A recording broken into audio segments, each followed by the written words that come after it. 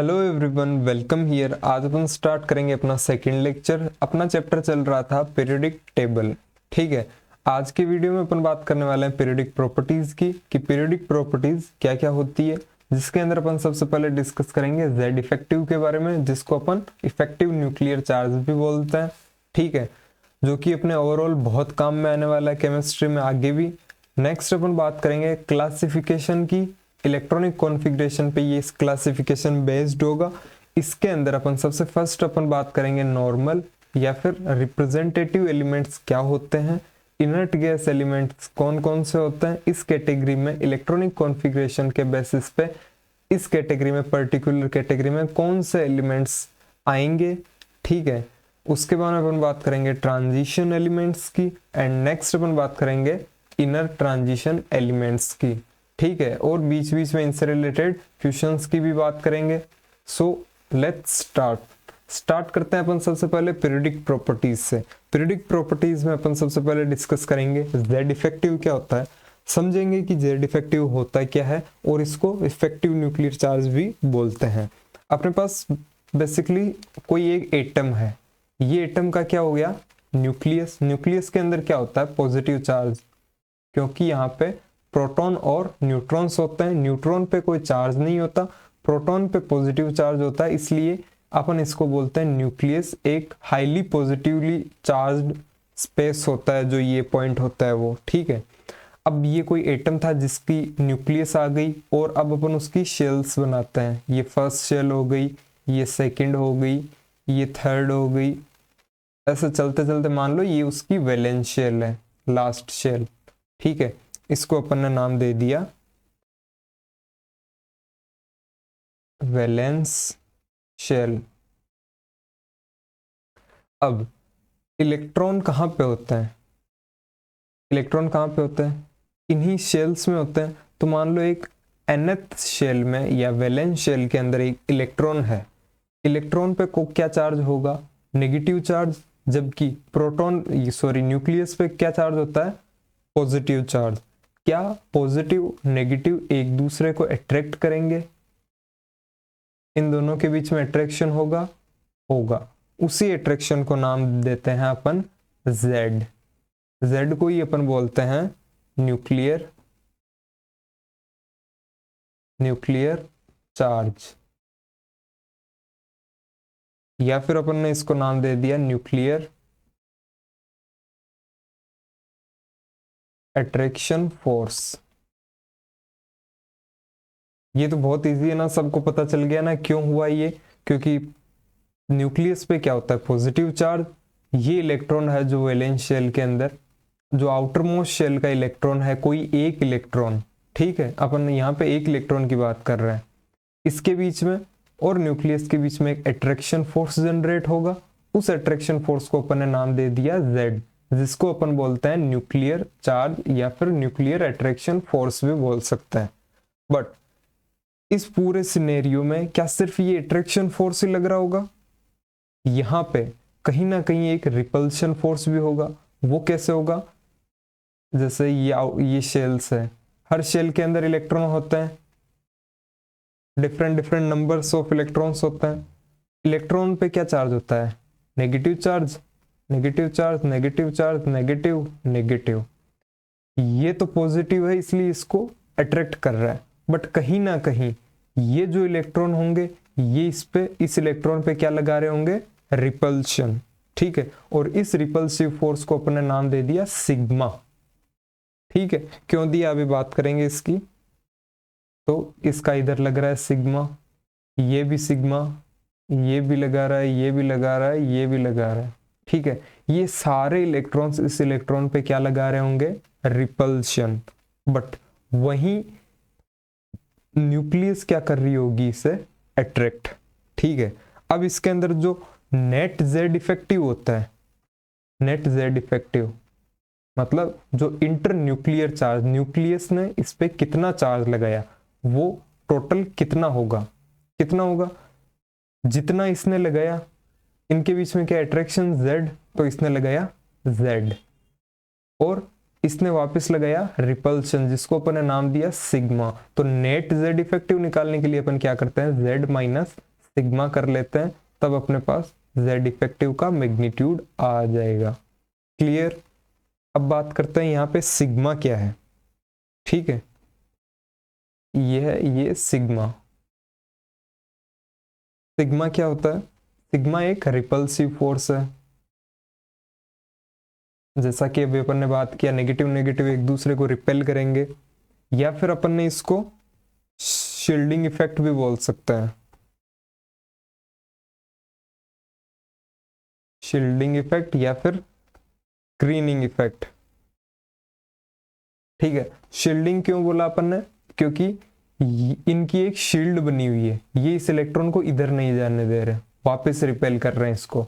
ठीक है, तो इससे अपन क्या बोल सकते हैं यहाँ पे कि जो z इफेक्टिव होता है अपना, z इफेक्टिव वो साइज के डायरेक्टली प्रोपोर्शनल होगा या इनडायरेक्टली। यहाँ पे z इफेक्टिव होता है वो साइज के इनडायरेक्टली प्रोपोर्शनल होता है। क्यों होता है, बात करते हैं कि z इफेक्टिव तो क्या है, एक अट्रैक्शन फोर्स है। ठीक है, अब साइज बड़ी हो जाएगी। ठीक है, ये मान लो ये साइज है, ये साइज बड़ी हो गई और बड़ी हो गई। ठीक है, तो न्यूक्लियस और आउटर मोस्ट इलेक्ट्रॉन के बीच की डिस्टेंस क्या हो गई, ज्यादा। एक सेकेंड। ठीक है, न्यूक्लियस और जो आउटर मोस्ट इलेक्ट्रॉन था उनकी जो डिस्टेंस थी, साइज थी, वो बढ़ गई है। जब डिस्टेंस ज्यादा होगी तो अट्रैक्शन फोर्स क्या काम करेगा, कम। ठीक है, क्योंकि मान लो ये यहां पे एक कोई मैग्नेट है। ठीक है, यहां पे दूसरा मैग्नेट है, ये दोनों अगर पास पास में है तो ये जल्दी से इसको अट्रैक्ट कर लेगा, इधर आ जाएगा। बट वहीं ये दूर दूर रख दिए, एक इस कमरे में रख दिया, एक उधर कोई कमरा उसमें रख दिया, तब क्या ये एक दूसरे को अट्रैक्ट कर पाएंगे, नहीं कर पाएंगे। इनके बीच में अट्रैक्शन फोर्स क्या हो जाएगा, कम। तो सिमिलर टू दैट साइज बढ़ गई तो z इफेक्टिव की वैल्यू क्या होगी, कम। इसीलिए अपन बोलते हैं z इफेक्टिव होता है वो साइज के इनवर्सली प्रोपोर्शनल होता है। क्लियर, ये है अपना फर्स्ट पॉइंट। सेकंड पॉइंट के अंदर अपन जो बात करेंगे वो होगी सिग्मा की। सिग्मा है जो अपना रिपल्सिव फोर्स, शील्डिंग इफेक्ट है, ये साइज के डायरेक्टली होगा या इनडायरेक्टली, डायरेक्टली। वाई, बात करते हैं इसकी भी। सिग्मा क्या है, एक रिपल्सिव फोर्स। ठीक है, अब एक आप इधर एग्जांपल देखना कि यहां पे अपने पास साइज बढ़ गई, जैसे जैसे साइज बढ़ेगी ये साइज बढ़ गई, तो इसमें मान लो 2 इलेक्ट्रॉन थे। ठीक है, साइज बढ़ना मतलब शेल नंबर बढ़ गए। ठीक है, तो साइज जब छोटी थी, साइज मान लो इन दोनों को अभी हटा दो, साइज जब छोटी थी, ये 2 ही शेल्स थे, तब यहाँ पे सिर्फ इस शेल के इलेक्ट्रॉन का रिपल्शन लग रहा था इस इलेक्ट्रॉन पे। बट वही साइज अगर बड़ी हो गई और ये वैलेंस शेल का इलेक्ट्रॉन है जिसको न्यूक्लियस अपनी तरफ अट्रैक्ट कर रहा है, तो इस पे रिपल्सिव फोर्स बढ़ जाएगा, क्योंकि हर शेल के अंदर इलेक्ट्रॉन होते हैं, वो इलेक्ट्रॉन्स इस पे रिपल्सिव फोर्स लगाएंगे। तो साइज बड़ी होने पे इलेक्ट्रॉन्स का नंबर भी बढ़ जाता है, तो रिपल्शन भी बढ़ेगा। इसलिए अपन क्या बोलते हैं, जो सिग्मा होता है रिपल्सिव फोर्स, वो डायरेक्टली प्रोपोर्शनल होता है साइज के। ठीक है, अपन यहाँ पे क्या बोल सकते हैं कि net attraction on valence electron की, जो ये इलेक्ट्रॉन था इस पे जो नेट अट्रैक्शन होगा न्यूक्लियस से, ठीक है, जो ये है net attraction on valence electron is known as या फिर is called as effective nuclear charge, उसी को अपन बोलते हैं z इफेक्टिव।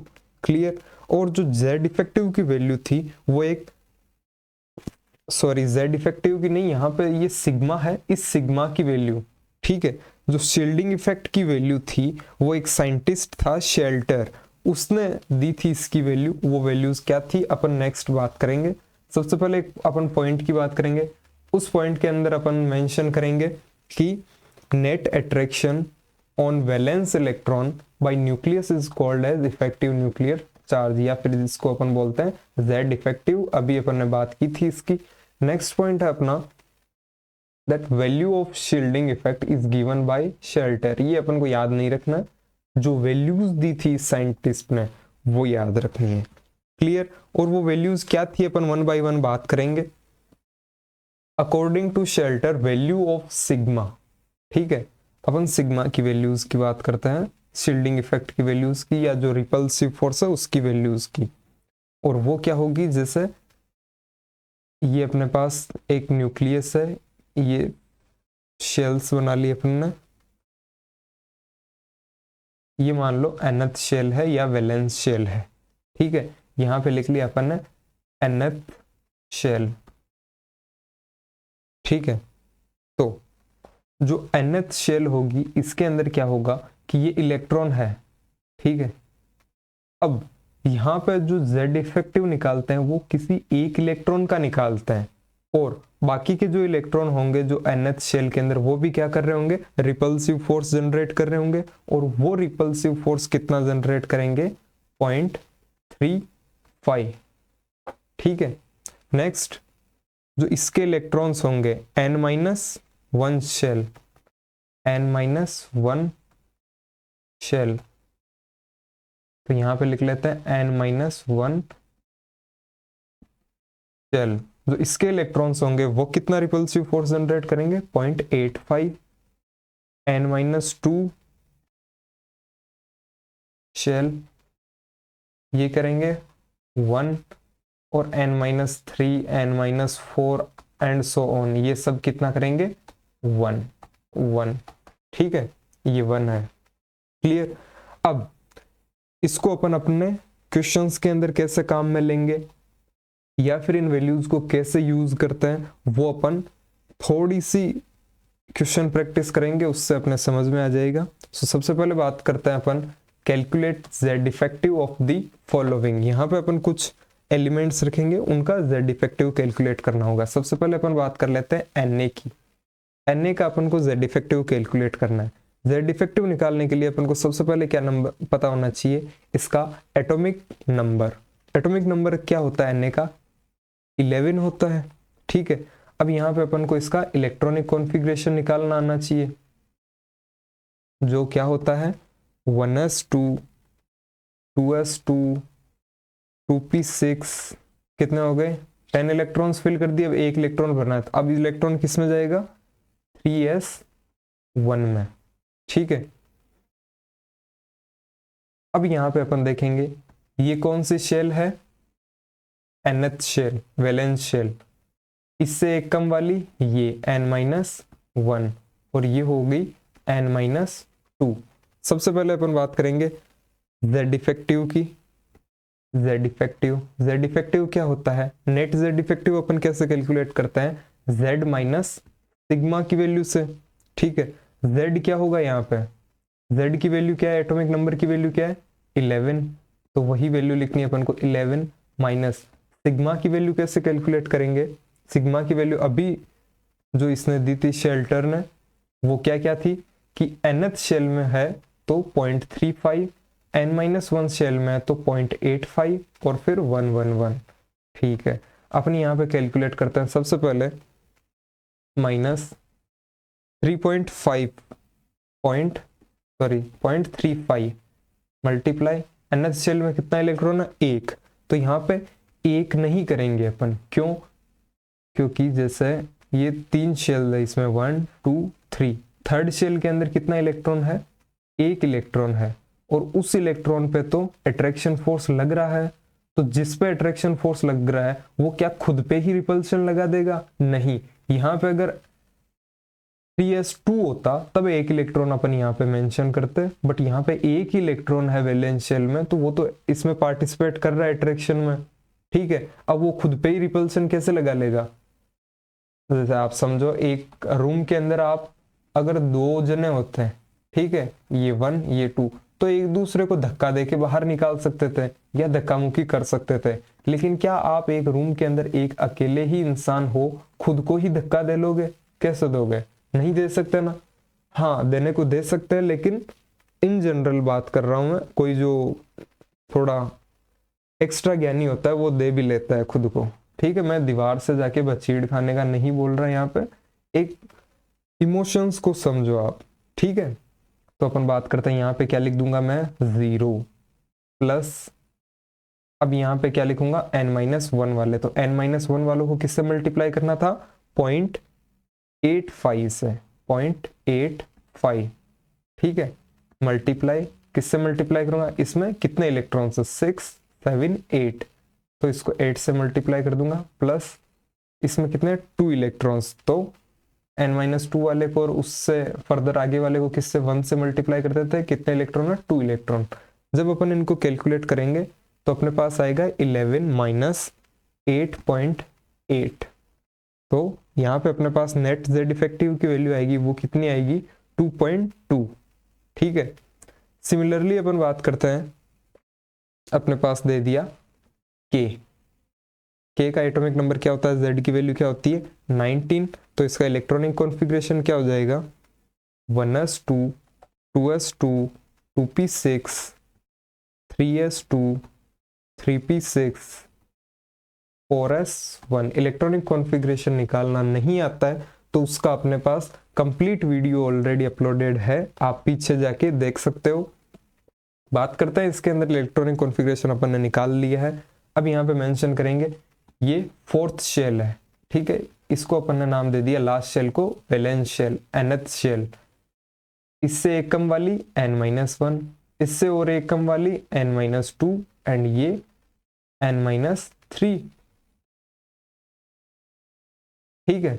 अब अपन सबसे पहले क्या करेंगे, z इफेक्टिव कैसे कैलकुलेट करते हैं, z माइनस सिग्मा, z की वैल्यू क्या है, z की वैल्यू क्या है 19 माइनस सिग्मा की वैल्यू यहाँ पे अपन को कैलकुलेट करनी है, वो कैसे करेंगे, अगेन वापस सेम 0.35 किसके लिए था nth शेल के लिए, यहाँ पे एक इलेक्ट्रॉन है तो यहाँ पे क्या हो जाएगा 0 प्लस 0.85, ये किसके लिए था n-1 वाले के लिए, इसमें कितने इलेक्ट्रॉन्स है 6 7 8, इसको मल्टीप्लाई कर देंगे 8 से, प्लस अब कितना आ जाएगा, और आगे वालों के लिए सबके लिए क्या आता है 1, और 1 में क्या आएंगे n-2 n-3 दोनों के इलेक्ट्रॉन्स, और ये कितने हो जाएंगे 6 2 2 10 मल्टीप्लाई 10, तो इसकी अपने पास वैल्यू आएगी, वो आएगी, इसका आंसर आप कैलकुलेट कर लेना, इसका आंसर आएगा 2.2। क्लियर। नेक्स्ट अपन चलते हैं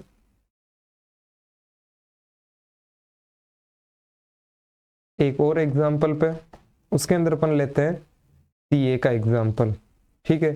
इसका एटॉमिक नंबर क्या होता है 20, electronic configuration 1s2 2s2 2p6 3s2 3p6 4s2, ये क्या हो जाएगी nth शेल, ये n-1, ये n-2 एंड अगेन ये n-3।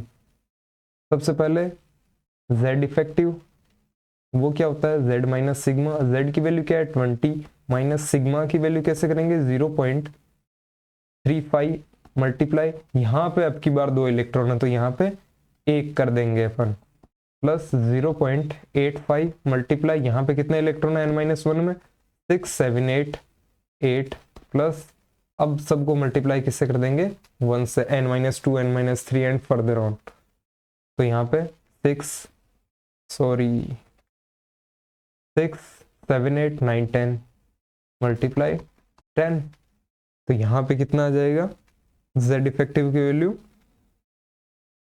यहाँ पे आ जाएगी 2.85, कैलकुलेट कर लेना, मैथ्स आपको आती है बहुत अच्छी। उसके बाद में एक एग्जांपल की बात और करते हैं Mg, जिसका इलेक्ट्रॉनिक कॉन्फ़िगरेशन होता है इसका 12,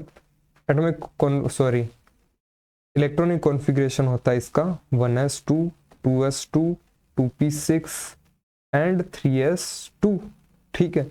इसका इलेक्ट्रॉनिक कॉन्फ़िगरेशन आपको निकालना है, ठीक है, और इसका आंसर आएगा आपके पास 2.85, ठीक है, आप निकाल के देख लेना। नेक्स्ट अपन बात करते हैं एक और एग्जांपल की, और वो एग्जांपल आपके लिए होमवर्क होगा। Fe का z इफेक्टिव निकालना, इसका एटॉमिक नंबर होता है 26। वहीं एक और एग्जांपल देता हूँ, V इसका होता है 23, इसका भी निकालना, ठीक है। इन दोनों का इलेक्ट्रॉनिक कॉन्फ़िगरेशन आपको निकालना है।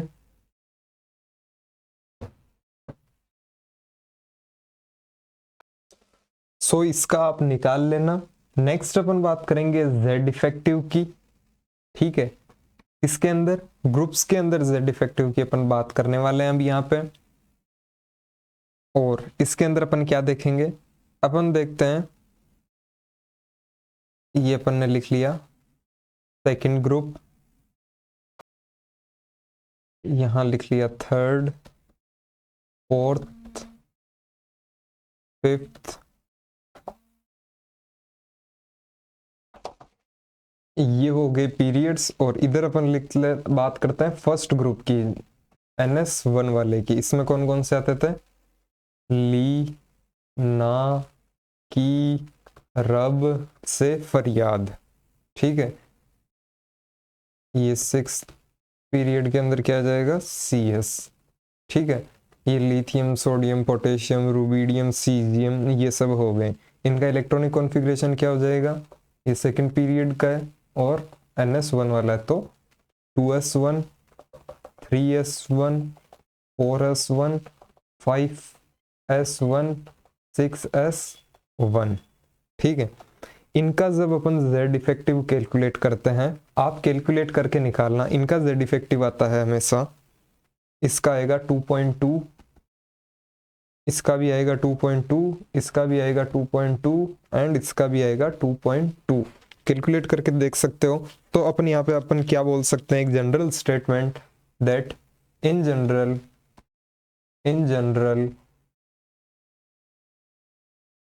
शेल नंबर इंक्रीज हो रहे हैं। शेल नंबर तो इंक्रीज हो रहा है ना, पहले सेकंड था, third shell, fourth shell, fifth shell, sixth shell, shell number increase हो रहे हैं। बट Z इफेक्टिव वो क्या है, कांस्टेंट, ठीक है। और साइज क्या हो रही है,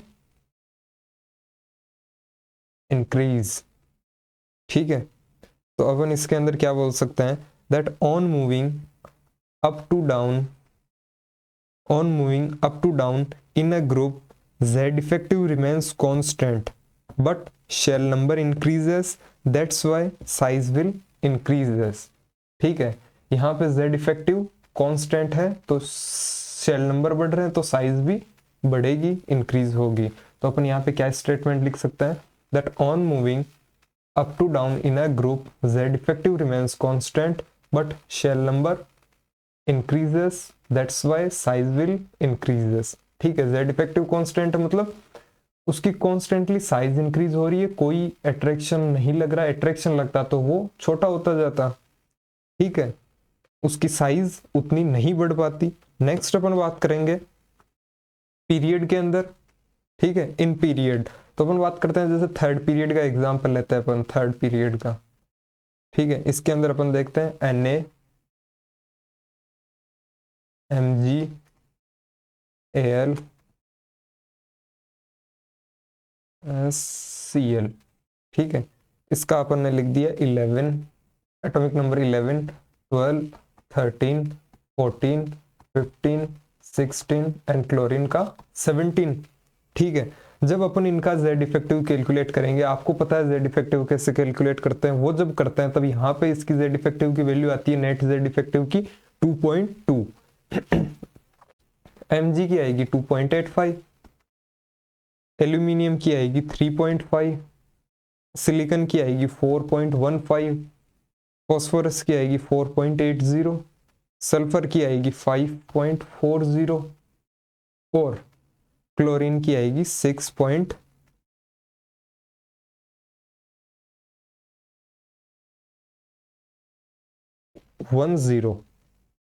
ठीक है।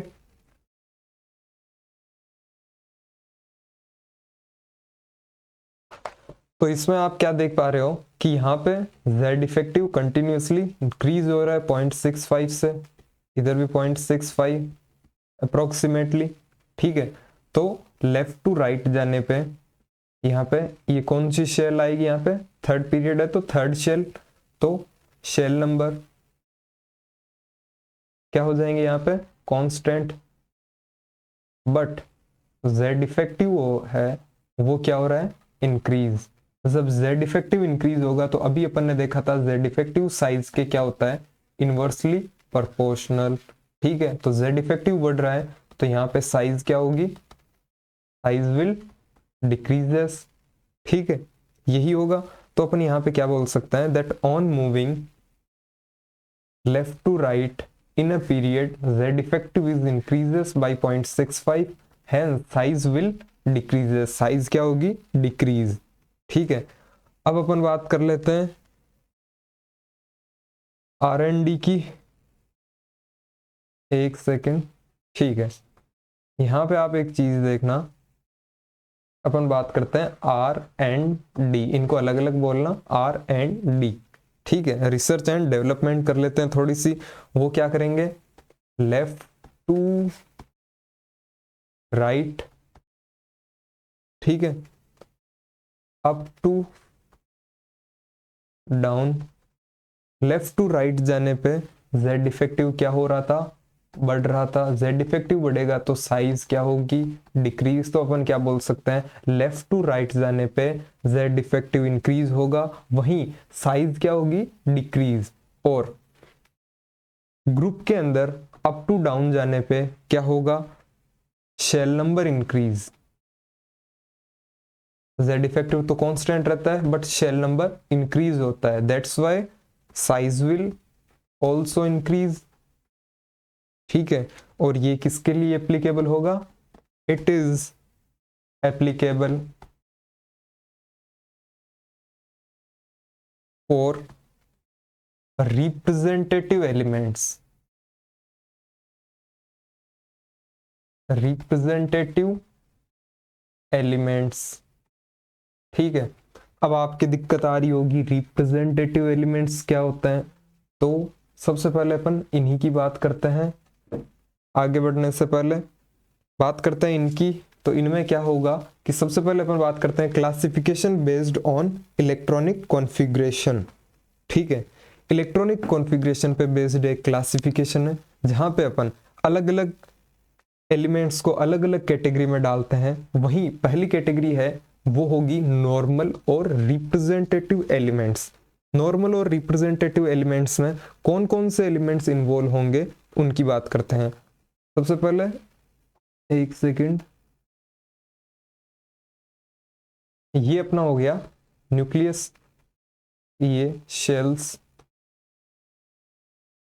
जो nth शेल होती है, nth शेल, इसको क्या नाम देते हैं अपन, वैलेंस शेल भी बोलते हैं।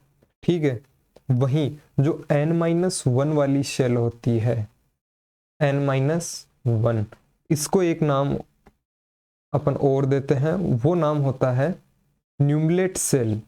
यहाँ पे p साइलेंट रहता है, न्यूमलेट शेल, या फिर इसको अलग अलग बुक्स में अलग अलग नाम देते हैं, अल्टीमेट शेल भी लिखा हुआ होगा, अल्टीमेट शेल। क्लियर, जो यहाँ पे n-2 वाला होगा इसको अपन बोलते हैं pre penultimate shell, pre penultimate shell. ठीक है, या इसको अपन बोल सकते हैं प्री अल्टीमेट शेल। ठीक है, तो जो nth शेल होती है इसको अपन नाम देते हैं वैलेंस शेल, n-1 वाले को अपन बोलते हैं न्यूमलेट शेल, n-2 वाले को बोलते हैं प्री न्यूमलेट। क्लियर, ये चीज क्लियर है। तो अपन बात करते हैं इस कैटेगरी में कौन कौन से एलिमेंट्स इन्वॉल्व होंगे या कौन कौन से एलिमेंट्स को अपन रख सकते हैं किसमें, नॉर्मल और रिप्रेजेंटेटिव एलिमेंट्स की कैटेगरी में।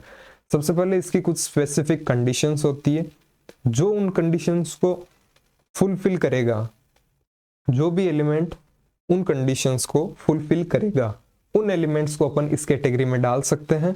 और वो स्पेसिफिक कंडीशंस क्या होती है, वो ये होती है कि जो ये nth shell, n-1 shell, n-2 shell, ठीक है, जिस भी एलिमेंट के इलेक्ट्रॉनिक कॉन्फ़िगरेशन में जो nth शेल होगी वो पार्शियली फिल्ड होनी चाहिए।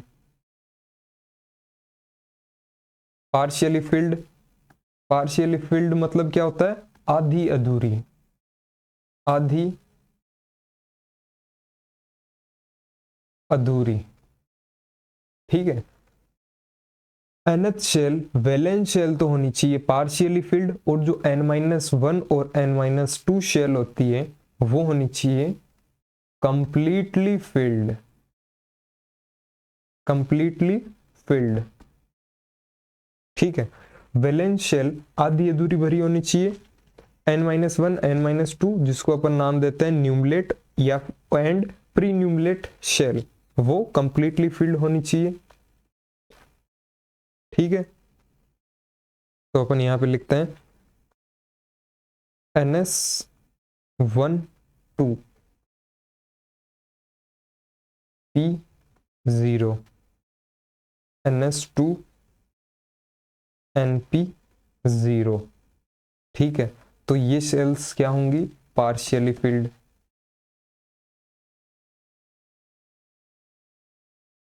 मतलब किसी सेम शेल का s है और p है, s के अंदर मान लो अगर एक इलेक्ट्रॉन है तो वो भी पार्शियली फील्ड है, s के अंदर अगर दो इलेक्ट्रॉन है लेकिन p के अंदर उस शेल के p के अंदर p सब शेल के अंदर 0 इलेक्ट्रॉन है तो वो भी किस कैटेगरी में एग्जिस्ट करेगा, पार्शियली फील्ड की कैटेगरी में एग्जिस्ट करेगा, ठीक है। अब नेक्स्ट अपन बात करते हैं हीलियम एटम की। तो यहां पे अपन लिखते हैं हीलियम। हीलियम का इलेक्ट्रॉनिक कॉन्फ़िगरेशन क्या होता है, 1s2 और 1p0। 1p0 पॉसिबल ही नहीं है, 1p होता ही नहीं है, s में सिर्फ 1 के अंदर सिर्फ s सब शेल होती है, और यहाँ पे s सब शेल क्या होगी, फुल्ली फिल्ड होगी। तो अपन यहाँ पे क्या बोल सकते हैं, completely filled, completely filled nth shell या फिर वैलेंस शेल, ठीक है। कंप्लीटली फिल्ड वैलेंस शेल है because 1p is not possible. और वहीं बात करते हैं अपन बेरिलियम की, ठीक है। तो यहाँ पे 1s2 2s2 और 2p0, 2p होता है बट 2p के अंदर 0 इलेक्ट्रॉन्स है, मतलब अपन इसको किस कैटेगरी में डाल सकते हैं, पार्शियली फिल्ड वाली कैटेगरी में। तो अपन क्या बोल सकते हैं, जो s ब्लॉक के एलिमेंट्स होंगे उन सब में आप ट्राई कर लेना, जो s ब्लॉक वाले एलिमेंट्स होंगे यहां पे अपन लिखते हैं that all s block elements वो किस कैटेगरी में आएंगे, are representative elements. S block के सारे एलिमेंट्स किसमें आएंगे, रिप्रेजेंटेटिव एलिमेंट्स में, एक्सेप्ट हीलियम,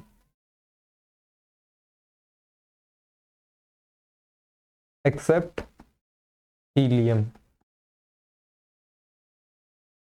ठीक है। हीलियम को अपन ने इस कैटेगरी में क्यों नहीं डाला, why helium not, because helium can not include in this category because its valence shell is completely filled and we want partially filled valence shell to put elements in this category, इसलिए अपन helium को नहीं डाल सकते। बाकी आप देख लेना s block के जितने एलिमेंट्स होते हैं उनकी जो वैलेंस शेल होती है वो पार्शियली फिल्ड होती है, क्लियर। जैसे कि अपन बात करें अब और कौन कौन से ब्लॉक के एलिमेंट्स आएंगे इसमें, तो अपन p ब्लॉक वाले एलिमेंट्स की अगर बात करें, p ब्लॉक, ठीक है। तो p ब्लॉक का जो जनरल इलेक्ट्रॉनिक कॉन्फ़िगरेशन होता है वो क्या होता है, ns2 n-2 f14 n-1 d10 np 1 से 6 तक, ये जनरल इलेक्ट्रॉनिक कॉन्फ़िगरेशन होता है किसका, p ब्लॉक एलिमेंट्स का। तो अपन यहां पे क्या देख पा रहे हैं, n-2 और n-1 ये शेल क्या है, कंप्लीटली फिल्ड है, ठीक है। वहीं जो nth शेल है ये क्या है, वैलेंस शेल, और ये क्या है, पार्शियली फिल्ड, ठीक है। ये पार्शियली फिल्ड है, ये कंप्लीटली फिल्ड है। तो क्या इसको अपन रख सकते हैं इसमें, बिल्कुल रख सकते हैं। बट वहीं पी ब्लॉक के अंदर एक ग्रुप है 18th ग्रुप, उसका जनरल इलेक्ट्रॉनिक कॉन्फ़िगरेशन क्या हो जाएगा, NS2 N-2F14 N-1D10 and NP6। यहाँ पे NH शेल N-1 N-2 ये सब आपको क्या दिखेंगी, कंप्लीटली फिल्ड दिखेंगी। और जो कंप्लीटली फिल्ड है तो अपन इस कैटेगरी में नहीं डाल सकते, तो अपन यहाँ पे क्या लिख सकते हैं, दैट ऑल, एक सेकेंड, तो अपन यहाँ पे क्या लिख सकते हैं फर्स्ट पॉइंट के अंदर, that all P block elements are normal या फिर representative elements except 18th group. तो यहाँ पे अपन नोट पॉइंट लगा के क्या लिख लेंगे, 18th group P block elements can not be representative elements because their valence shell is completely filled, because their valence shell is completely filled। Next अपन बात करते हैं इनर्ट गैस एलिमेंट्स की। इनर्ट गैस एलिमेंट्स में कौन कौन से elements आएंगे मैं आपको बता दूं। इसके लिए क्या स्पेसिफिक कंडीशन होती है, दैट N-1 और N-2, मतलब अपनी वैलेंस, न्यूमलेट और प्री न्यूमलेट शेल, ये सब क्या होनी चाहिए, कंप्लीटली फिल्ड होनी चाहिए इस कैटेगरी में आने के लिए। तो जिन एलिमेंट्स की N-1 N-2 ये शेल्स अगर कंप्लीटली फिल्ड होगी तो उन एलिमेंट्स को अपन इनर्ट गैस एलिमेंट की कैटेगरी के अंदर अपन डाल सकते हैं। जैसे कि अपन 18th ग्रुप की बात कर लेते हैं, उसका जनरल इलेक्ट्रॉनिक कॉन्फ़िगरेशन क्या होता था, NS2 N-2F14 N-1D10 and NP6। ठीक है, एलिमेंट्स विच, यहाँ पे अपन लिख भी लेंगे, elements which valence shell, penultimate shell and pre penultimate shell are completely filled, वो इस कैटेगरी में एग्जिस्ट करेंगे। यहाँ पे अपन एग्जाम्पल की बात करें तो क्या लिख सकते हैं अपन, that 18th group elements including helium, helium को भी अपन इसी ग्रुप के अंदर इंक्लूड करेंगे। और with helium all 18th group elements including helium are example of inert gas elements because their valence shell, nucleate shell and pre-nucleate shells are completely filled। तो यहाँ पे अगर अपन को एक क्वेश्चन में पूछ ले that all inert gas elements are p block elements, क्या सारे inert gas element p block elements होते हैं? ठीक है, तो अगर ये एग्जाम्पल अपन से पूछ ले, क्वेश्चन के अंदर पूछ ले, तो अपना जो आंसर होगा वो क्या होगा, that no, because helium is the S block element. यहां पे अगर ये होता that all inert gas elements are 18th group elements, तो अपन बोल सकते थे यस। बट यहां पे क्या बोल रखा है कि सारे पी ब्लॉक एलिमेंट्स क्या इनर्ट गैस एलिमेंट्स होते हैं? नहीं होते हैं। क्यों? क्योंकि एक जो हीलियम एटम है, अपना एलिमेंट है, सॉरी हीलियम एलिमेंट, वो एस ब्लॉक का एलिमेंट है, तो ये स्टेटमेंट फॉल्स है। चलता है नेक्स्ट अपन बात करेंगे ट्रांजिशन एलिमेंट्स की। तो ट्रांजिशन एलिमेंट्स कौन से होते हैं? जिनकी वैलेंस शेल और न्यूमलेट शेल जो कि N-1 होती है, तो N एंड N-1 शेल, ये दोनों शेल तो होनी चाहिए पार्शियली फिल्ड, ठीक है, और N-2 होनी चाहिए कंप्लीटली फिल्ड, कंप्लीटली फिल्ड। जो इस कैटेगरी को जो एलिमेंट्स फुलफिल करेंगे वो इस कैटेगरी में आ जाएंगे। इसमें कौन कौन से एलिमेंट्स आते हैं, एग्जाम्पल की अपन बात करते हैं डी ब्लॉक एलिमेंट्स की। डी ब्लॉक एलिमेंट्स का इलेक्ट्रॉनिक कॉन्फ़िगरेशन क्या होता है, जनरल इलेक्ट्रॉनिक कॉन्फ़िगरेशन क्या होता है, ns2 n-2f14 and n-1 d1 to 10 and np0। Clear. तो ये जो n शेल होगी वो होती है पार्शियली फिल्ड, n-1d होता है वो भी होगा पार्शियली फिल्ड, ये होगा कंप्लीटली फिल्ड। ठीक है, तो इन एलिमेंट्स को अपन टी ब्लॉक एलिमेंट्स को किस कैटेगरी में रख सकते हैं, ट्रांजिशन एलिमेंट्स की कैटेगरी में रख सकते हैं। वहीं अपन बात करते हैं डी ब्लॉक के अंदर ट्वेल्थ ग्रुप की। ट्वेल्थ ग्रुप की बात करें तो ट्वेल्थ ग्रुप का जो इलेक्ट्रॉनिक कॉन्फ़िगरेशन होता है, जनरल इलेक्ट्रॉनिक कॉन्फ़िगरेशन, वो क्या होता है, ns2 n-2 f14 n-1 d होता है वो हो जाता है 10 और np0। तो इसके अंदर ये तो होगा पार्शियली फिल्ड, बट ये और ये दोनों क्या हो जाएंगे, कंप्लीटली फिल्ड।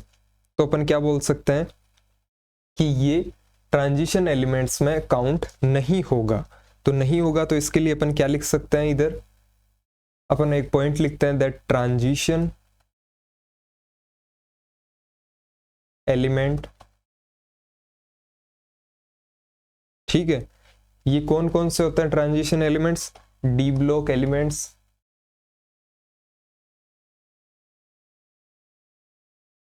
क्योंकि उनका n-1 और n वैलेंशियल वो क्या होता है, पार्शियली फिल्ड, और n-2 जो f होता है वो होता है completely filled, except twelfth group. क्यों, क्योंकि उसकी n-1 और n-2 होता है कंप्लीटली फिल्ड, और nth शेल होती है जो वैलेंस शेल वो होती है पार्शियली फिल्ड। ठीक है, और ये जब इसमें नहीं आएगा तो किस में आएगा, ये कैटेगरी किसको सेटिस्फाई कर रही है, अपन ने बात की थी नॉर्मल रिप्रेजेंटेटिव एलिमेंट्स की, बात करते हैं नॉर्मल रिप्रेजेंटेटिव एलिमेंट्स की। इसके अंदर अपन ने क्या देखा था, nth शेल होती है जो वैलेंस शेल होती है वो तो होनी चाहिए पार्शियली फिल्ड, और n-1 और n-2 होना चाहिए कंप्लीटली फिल्ड। ठीक है, तो उसको अपन किस कैटेगरी में रखते हैं, नॉर्मल, और we can say representative elements. तो यहां पे भी अपन क्या लिख सकते हैं कि ये किस में जाएगा, रिप्रेजेंटेटिव एलिमेंट्स के अंदर काउंट होगा twelfth group elements. So here we write that twelfth group of D block element are representative elements, या फिर अपन इनको क्या नाम से बोलते हैं, और नॉर्मल। क्लियर। नेक्स्ट अपन बात करते हैं इनर ट्रांजिशन एलिमेंट्स की। पीछे अपन ने देखा वो था ट्रांजिशन एलिमेंट्स जिसके अंदर n-1 और n शेल होती है वो तो होनी चाहिए पार्शियली, और n-2 होती है कंप्लीटली। इसके अंदर क्या होगा, जो nth शेल है, चाहे n-2 शेल है, चाहे ये n-1 एंड n-2, ये तीनों शेल होनी चाहिए पार्शियली फिल्ड। ठीक है, आधी अधूरी भरी होनी चाहिए तीनों। तो इसके अंदर अपन एग्जाम्पल की बात करते हैं तो एफ ब्लॉक एलिमेंट्स को अपन इसमें इन्वॉल्व करेंगे। एफ ब्लॉक एलिमेंट्स का जनरल इलेक्ट्रॉनिक कॉन्फ़िगरेशन क्या होता है, ns2 n-2 f12 14 n-1 d 0 to 1 and np0। ठीक है, इसके अंदर सब क्या होंगे, partially filled। तो all f block elements are inner transition elements except, इसमें भी एक्सेप्ट कौन सा आएगा, जब ये 14 हो जाएगा, मतलब एक्सेप्ट, एक्सेप्शन के अंदर दो केस देख लेते हैं, LU एंड LR। ठीक है, जो F ब्लॉक में लास्ट में जो दो एलिमेंट्स आते हैं उनकी वैलेंस शेल कंप्लीटली फिल्ड हो जाएगी, जो ये F वाला है ये कंप्लीटली फिल्ड हो जाएगा। ठीक है, तो ये किसकी कंडीशन हो जाएगी, इन दो में LU LR, ये किस में चले जाएंगे, ये चले जाएंगे ट्रांजिशन एलिमेंट्स की कैटेगरी में। क्यों चले जाएंगे, क्योंकि इनकी n और n-1 तो होगी पार्शियली, बट n-2 होगी कंप्लीटली फिल्ड। ठीक है, अभी जैसे समझ में ना आया हो तो मैं बता देता हूं, जो ये LU और LR था इनका जनरल इलेक्ट्रॉनिक कॉन्फ़िगरेशन क्या हो जाएगा, NS2 n-2f 14 n-1d1 और np0। इसके अंदर आप क्लियरली देख पा रहे हो जो n-2 है वो तो है कंप्लीटली फिल्ड, और n-1 और जो n है ये शेल क्या है, पार्शियली फिल्ड। तो ये किसकी कैटेगरी थी, ट्रांजिशन। ये स्पेसिफिक कंडीशन थी, ये किसको एक्सप्लेन कर रही थी, किस कैटेगरी में जा रहे थे ऐसे एलिमेंट्स जिनकी n-2 कंप्लीटली फिल्ड हो और वैलेंस शेल और n-1 शेल पार्शियली फिल्ड हो, वो ट्रांजिशन एलिमेंट्स की कैटेगरी में जा रहे थे। क्लियर है, तो अपन यहाँ पे क्या मेंशन कर सकते हैं, that F block elements except LU and LR, और ये LU एंड LR किस में चले जाएंगे, will be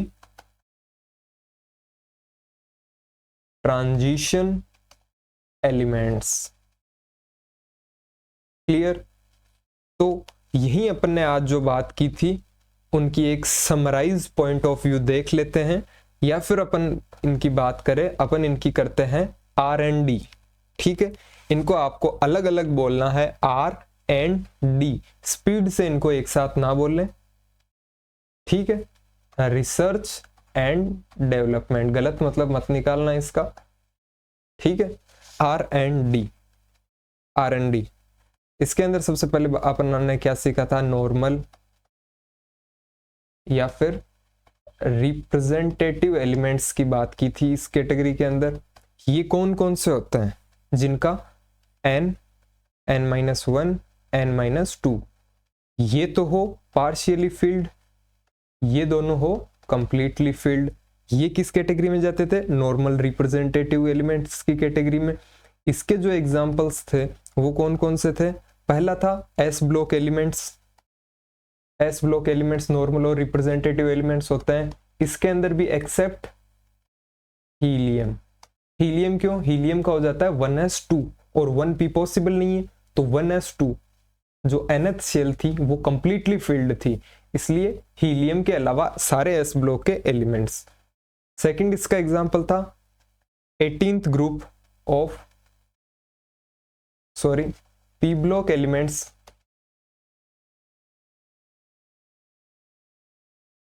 p block elements accept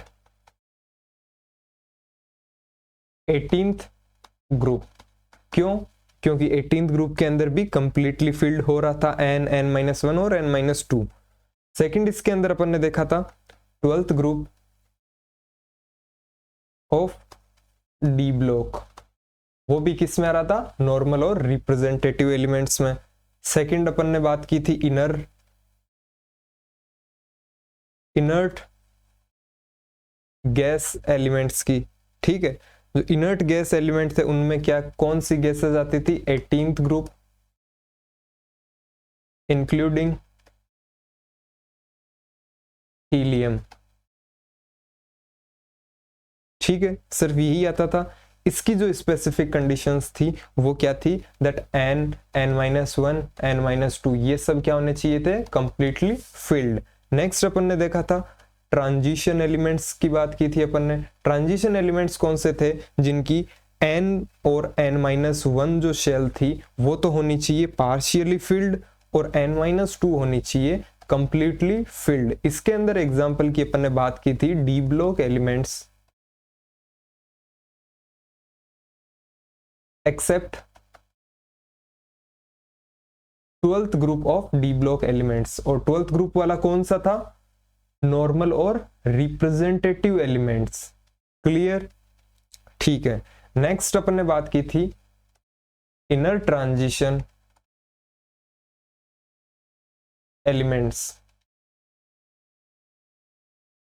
उसकी स्पेसिफिक कंडीशन क्या थी? That nth shell, penultimate shell and pre penultimate shell ये सब क्या होनी चाहिए थी? पार्शियली फिल्ड होनी चाहिए थी, तब वो इस कैटेगरी में आती। और इसका एग्जांपल अपन ने क्या देखा था? दैट एफ ब्लॉक एलिमेंट्स वो किस में आएंगे? इनर ट्रांजिशन एलिमेंट्स की कैटेगरी में, except LU and LR। LU and LR के अंदर क्या होता है? दैट जो nth शेल होती है वो हो जाती है, सॉरी जो n-2 शेल होती है, जो F था इसका वो इनका F14 हो जाता है, इसका भी F14 हो जाता है। जो n-2 F था वो कंप्लीटली फिल्ड है, तो ये LU एंड LR किस में आ जाएंगे?